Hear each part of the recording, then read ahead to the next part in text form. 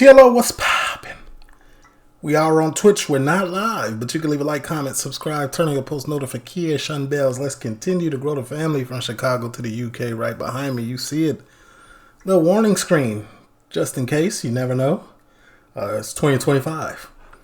Twitch.com is where you can't catch a live stream whenever we go back live. Patreon, Monday through Sunday. Except this Sunday and Saturday. We ain't had no Premier League highlights. But I see they've been playing somewhere else, but is it the same vibe? Anyway, this is why everyone you know is moving to Australia. Lottie Clock. Lottie. Talk to me.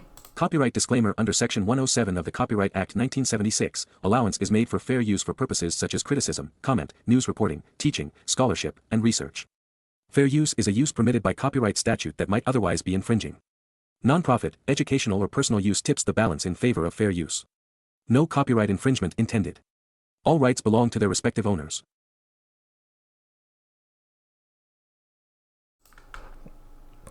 You know, I'm going to hit that like button off the bat, Lottie. And I'm a sub up. Just because I'm watching. That's the energy I bring.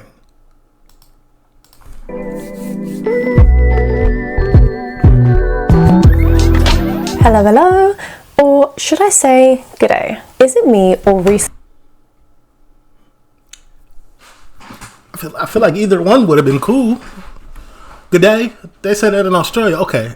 It makes, okay. Recently has every British person either moved from the UK to Australia, is planning on moving to Australia this year or next year, or is at least talking and saying they're thinking about moving to Australia. If you've noticed, I've never heard any of this information. This is all strikingly new to me. this as well, you're not the only one. Brits currently make up Australia's largest migrant population, with 1.1 million of us currently living there, which is around 4.4% of the total population. Migration in general has been increasing. I didn't know that. So much so that it rose by 1/3. Isn't there a lot of hoopla about people migrating to Britain? And then Britain are going in record numbers to Australia? Is that to get away? Or is that calling the pot the tea kettle black? Whatever it's called. Seems a little hypocritical, almost.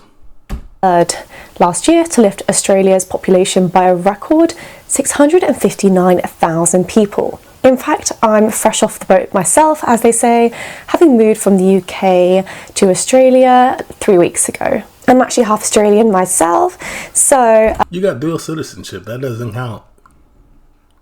Like, you're supposed to be there.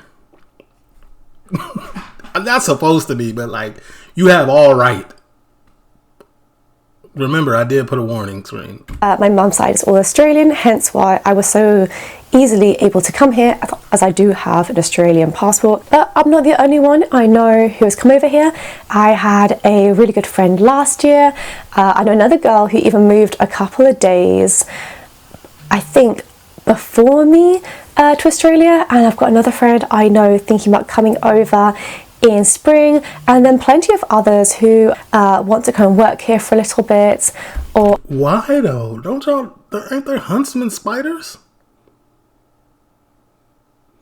It do look like a great place to frolic and have a good time, but that spider issue, I don't want to reach for my door handle and a spider crawl out. Like, that would shock me. I would have PTSD for the rest of my life. I'd never reach for another door handle. are generally thinking about migrating here as well. And with migration on the thousands, 2023, it's up.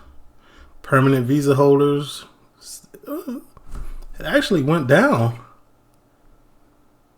Okay. Rise year on year to Australia, it's a trend that I suspect will continue. I will continue to see lots of Brits giving up their UK life and coming to Australia with the idea of having better prospects. But exactly, I honestly think the only reason I would think is like they're tired of the grey skies.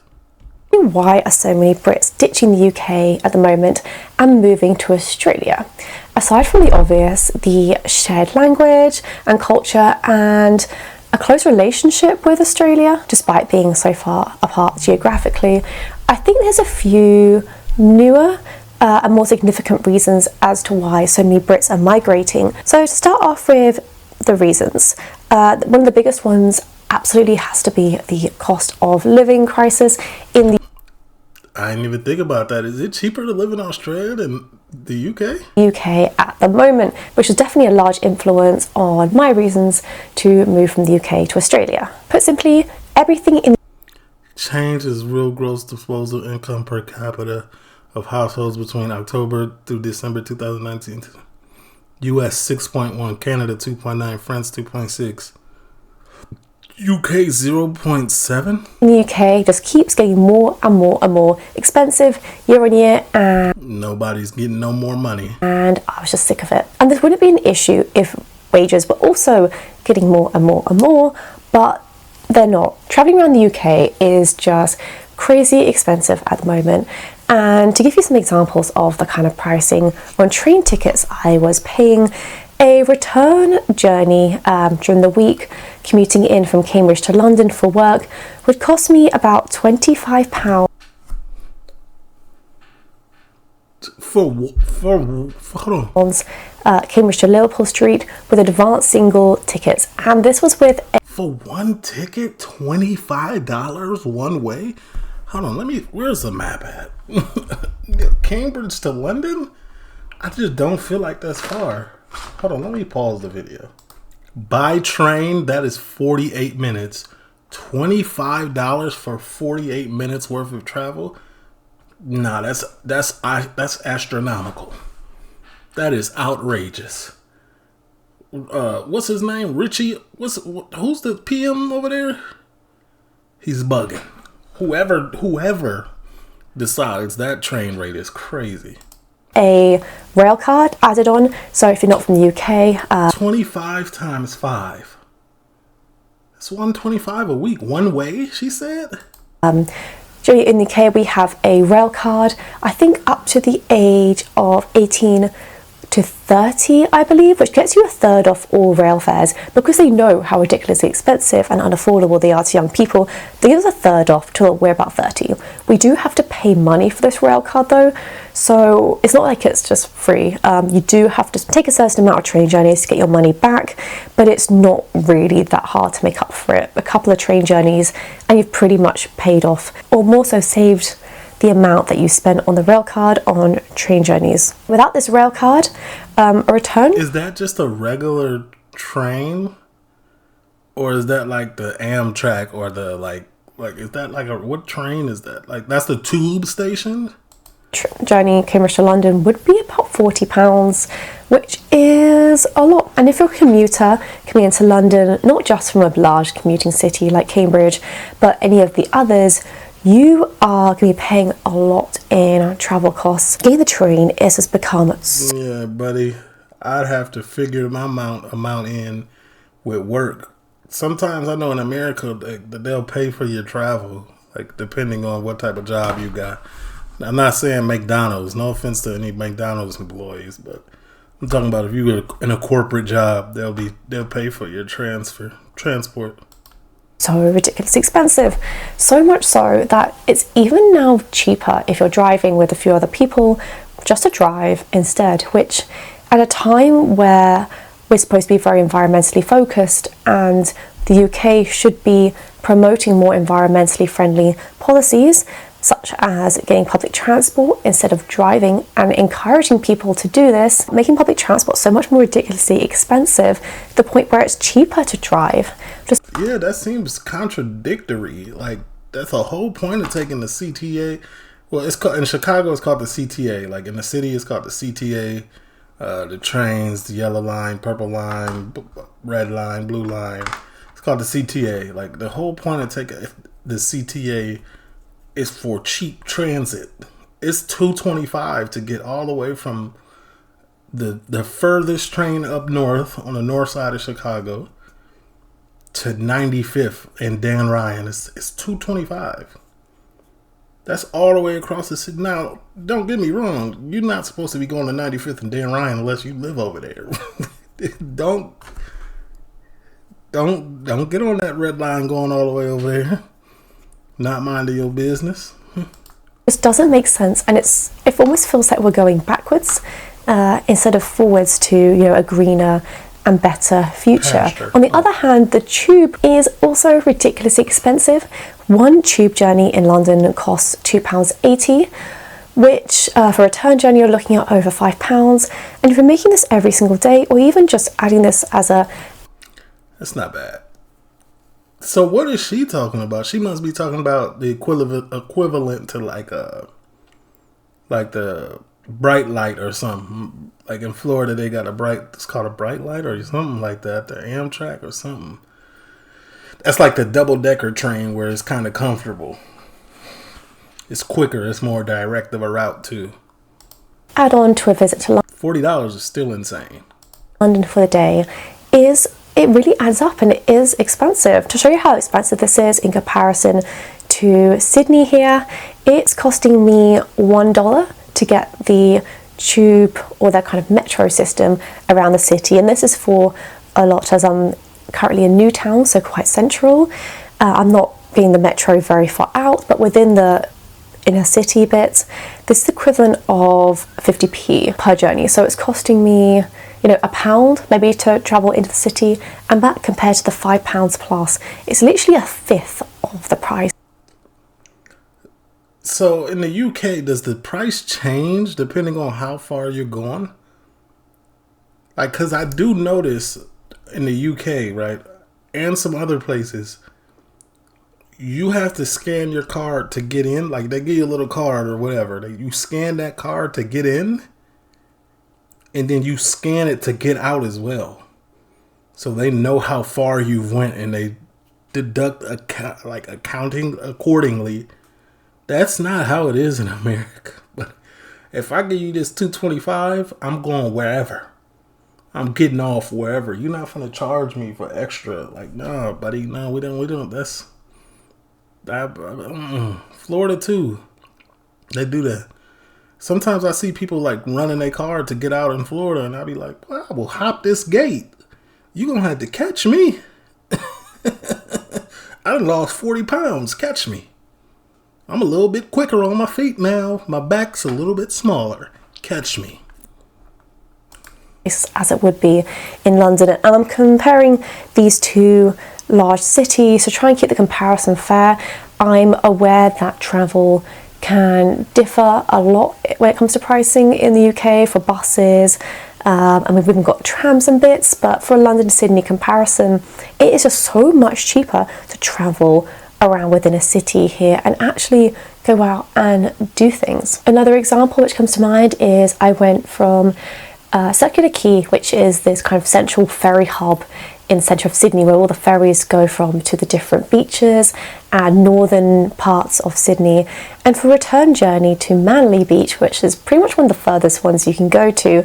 This was, I think, just checking my note, it was $9.35 for a return journey.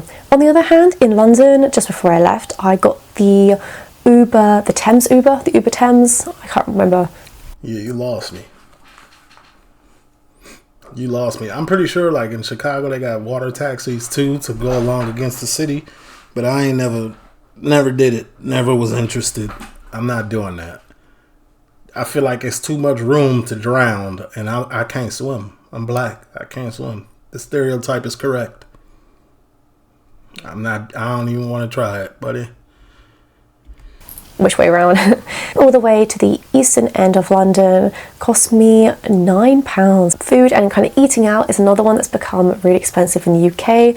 I can't be the only one who's noticed the increase in coffee prices. You're not really going to be paying even less than kind of £3.50, sometimes £4 or £5 for a coffee in London and other major cities. I'm paying about $4, $5 maybe max, which is about £2.50. And the same with brunch meals and getting lunch out. It's just so much more affordable to go out and get casual coffees and treats and kind of feel like you're getting I'm cheap. I'm not going out and getting coffee. I'm making it at the crib. I got a nice little coffee maker. Shout out to my significant other. Yeah, I talked to her yesterday, like a few days ago. Girl, you buy Starbucks every day. Chill. That's expensive. That's a $9 drink a day.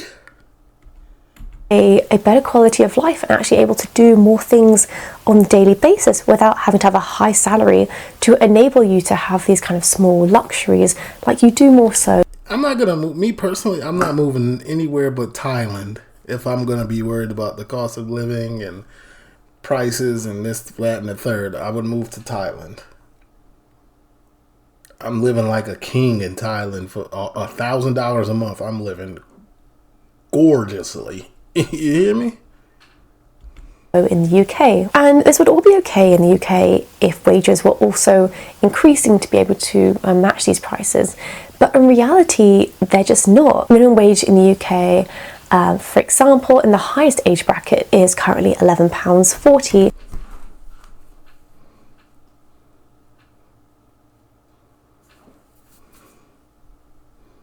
Minimum wage in the UK is $11.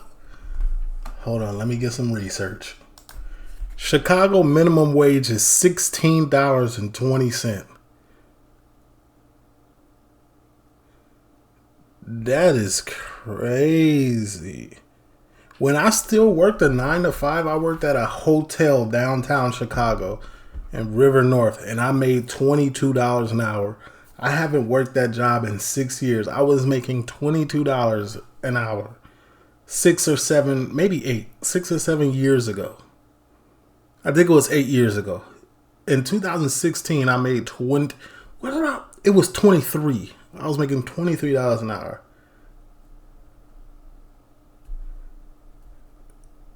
If you want more money, go work in a hotel. I'm telling you. I think that's across the board. Any hotel chain. Like, they pay good and they got good benefits. Go downtown and try to get into a hotel. Whereas but here, I was living carefree. I had it all covered, buddy. That was a good time in life. in Sydney, it's $24.10. For example, in the highest age bracket is currently £11.40, whereas here in Sydney, it's $24.10. Oh yeah, that's more than 50%. It's like 60% increase. Of course people are leaving. That makes sense. Oh yeah. Which is the equivalent of £12.28. So you have there a 70p difference, which doesn't seem like a lot. But when you scale this to an annual salary amount, in the UK on minimum wage, you're annually earning £23,712, whereas in Sydney, you would earn £25,542 Oh, £12.28. Okay.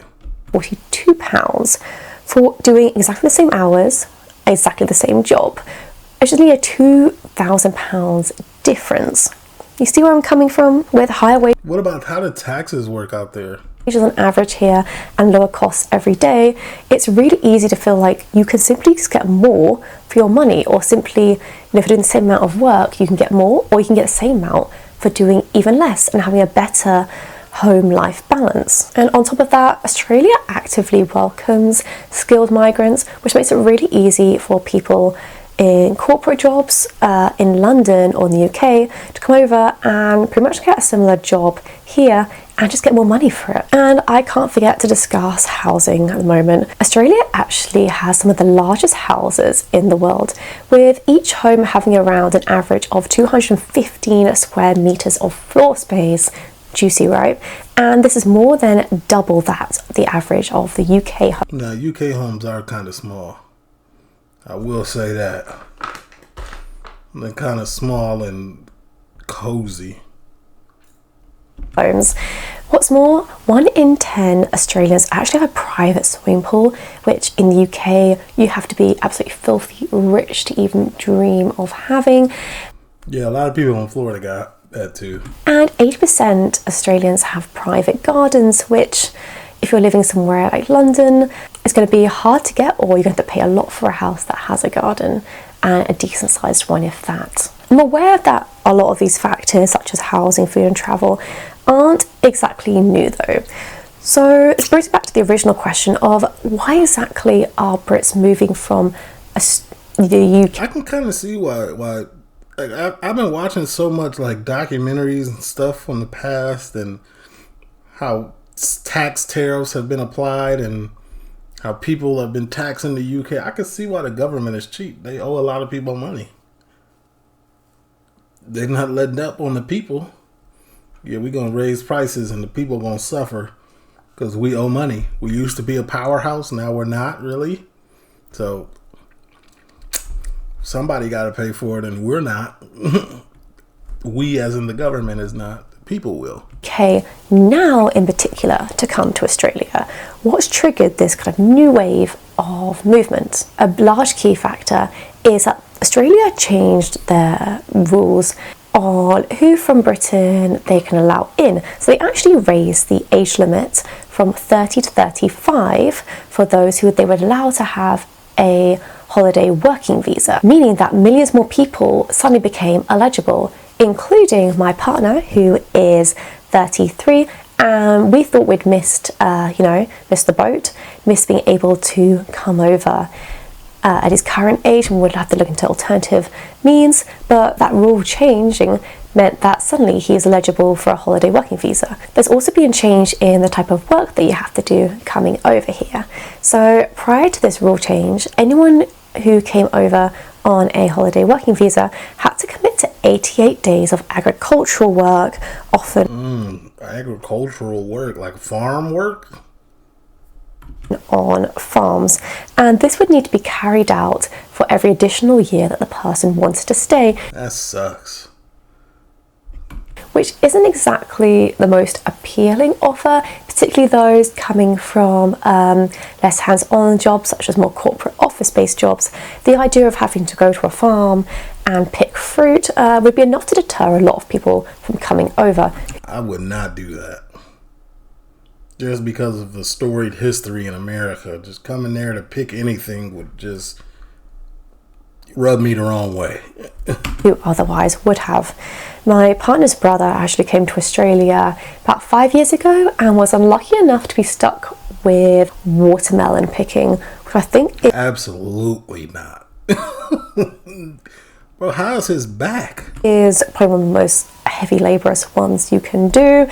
And yeah, he came home early and didn't want to renew his visa. No surprise, because I think the prospect of him being in fields picking watermelons all day was enough to put him off. But now that's been scrapped, you can fully come from the UK to Australia and no manual labour up to 35, which means a lot of people who previously wouldn't have are now reconsidering their prospects. You know, there's nothing to lose. Yeah, I couldn't. I'm not eligible. And finally, to finish up, I can't not mention the weather, can I? Seasonal depression is a real thing. I told y'all, I said this at the beginning of the video, probably that weather too plays a part. UK, and with the autumn, winter, and sometimes even Definitely. the spring just being rubbish all year round, dark, gloomy, grey, cold, wet. The idea of coming to a tropical paradise where you have so much more daylight is really appealing. It's common for us Brits to, we have the jokes about asking about the weather and moaning about the weather, but it's because it is simply just so miserable for most of the year. And the prospect of coming over and having so much more daylight in the morning and in the evening to actually go out and do things like you can sit in a park. Is it really that bad in the UK? Like, how many sunny days a year do y'all? Let's look it up. It says 150. At least 5 hours. So any day with over 5 hours of sunniness, they count it as one day. So 150? I think Florida is, let me see Florida. Not that far off.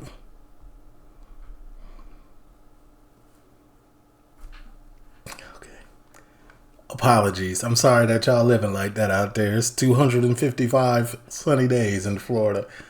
Let me just press play. My bad, y'all.